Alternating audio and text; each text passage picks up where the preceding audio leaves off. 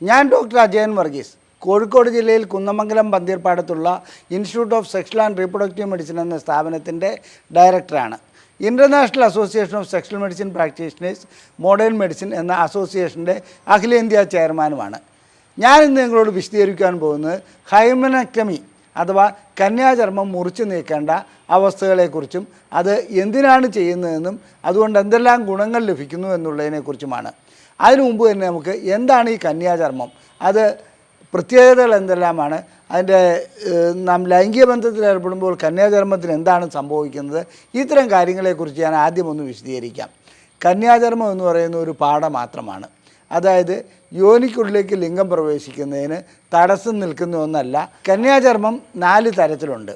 ഒന്ന്, അതിന് ദ്വാരമില്ലാത്തത്. അത്തരം കന്യാചർമ്മങ്ങൾ അപകടം പിടിച്ച ഒന്നാണ്. അതിന് ഹൈമനക്ടമി ചെയ്യുക തന്നെ വേണം. 2, ചെറിയ ദ്വാരമുള്ളത്. അതേസമയത്ത് അതിന് ചന്ദ്രക്കല പോലെയുള്ള ഒരു ദ്വാരമാണ് അതിനകത്ത് ഉണ്ടാകാറുള്ളത്. അത് സാധാരണ ഒരു കന്യാചർമ്മം എന്ന് പറയാം. അതുകൂടാതെ സെപ്റ്റേറ്റ് ഹൈമണുണ്ട്. സെപ്റ്റേറ്റ് എന്ന് പറഞ്ഞാൽ ഇത് 2 ദ്വാരങ്ങളുണ്ടാവും, അതിൻ്റെ നടുക്കൊരു പാളിയും ഉണ്ടാവും. അത്തരം കന്യാചർമ്മങ്ങളാണ് വേറൊരു തരത്തിലുള്ളത്. ഇതുകൂടാതെ ഒരൊറ്റ ദ്വാരമല്ല, ഒട്ടനവധി ദ്വാരങ്ങളുള്ള ക്രിബ്രിഫോം ഹൈമൺ എന്ന് പറഞ്ഞ് വേറൊരു തരത്തിലുള്ള ഹൈമണമുണ്ട്, അതായത് കന്യാചർമ്മമുണ്ട്. ഇതിൽ ഞാൻ ആദ്യം സൂചിപ്പിച്ചു ഇംപെർഫറേറ്റ്, അതായത് ഒരു രീതിയിലും രക്തം പുറത്തേക്ക് വരാൻ പറ്റാത്ത രീതിയിൽ പരിപൂർണമായി അടഞ്ഞിരിക്കുന്ന കന്യാചർമ്മം അപകടം പിടിച്ച ഒന്നാണ്.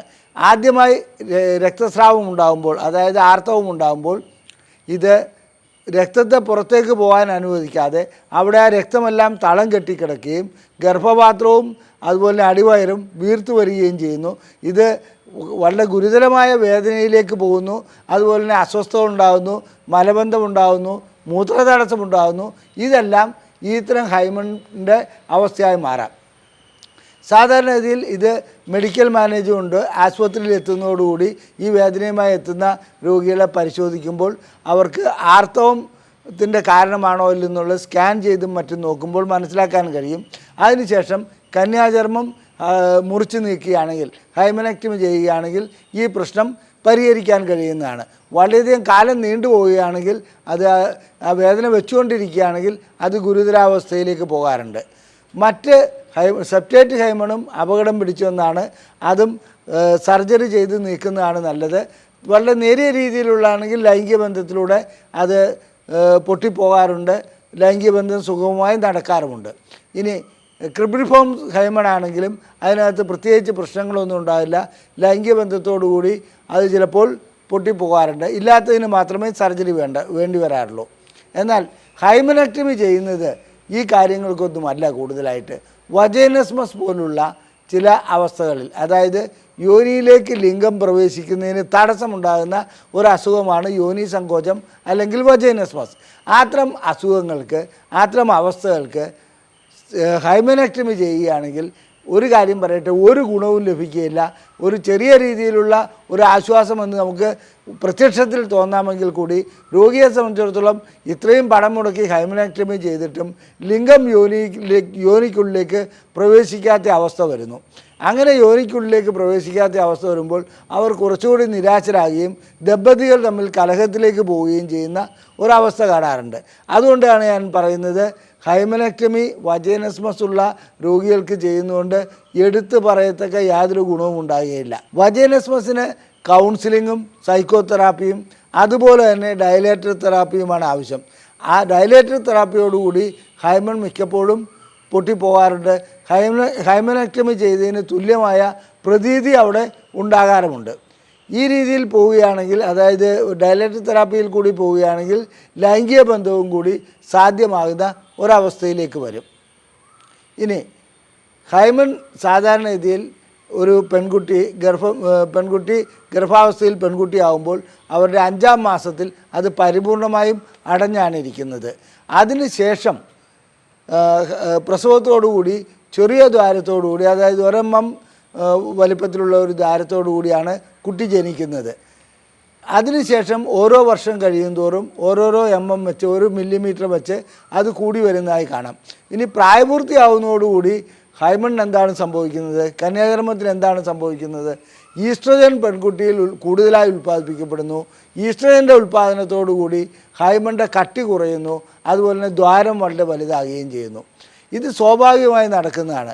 ഞാൻ നേരത്തെ സൂചിപ്പിച്ച അതായത് ഇംപെർഫറേറ്റ്, അതായത് ഒരു ദ്വാരമില്ലാത്ത ഹൈമണൊക്കെ ഉണ്ടാകുന്നത് ചില അസുഖങ്ങളുടെ ഭാഗങ്ങളാകാം, ചില അവസ്ഥകളുടെ ഭാഗങ്ങളാകാം.